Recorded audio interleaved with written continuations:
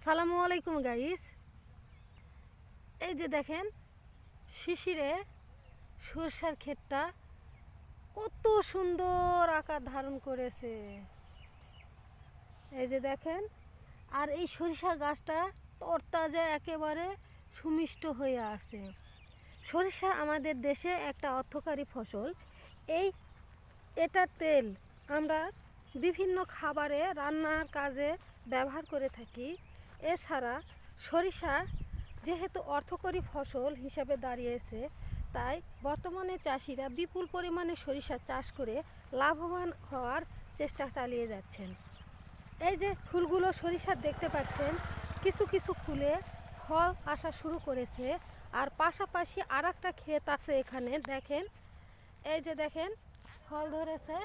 ওয়ালাইকুম আসসালাম। এই যে দেখেন অনেক সুন্দরভাবে ফল ধরেছে সরিষার ক্ষেতে। এই যে দেখেন এই এই অংশে সরিষার অসাধারণভাবে ফল ধারণ করেছে। এগুলো প্রায় আর কিছুদিনের মধ্যেই হয়তো উঠানো হবে। সরিষা একটা লাভজনক ফসল হিসাবে প্রত্যেকে যেন লাভ পায়, এটাই শুভকামনা প্রত্যেক চাষির কাছে। এই আশা ব্যক্ত করে আমি সরিষা ক্ষেতের ভিউটা বন্ধ করলাম। আল্লাহ হাফেজ।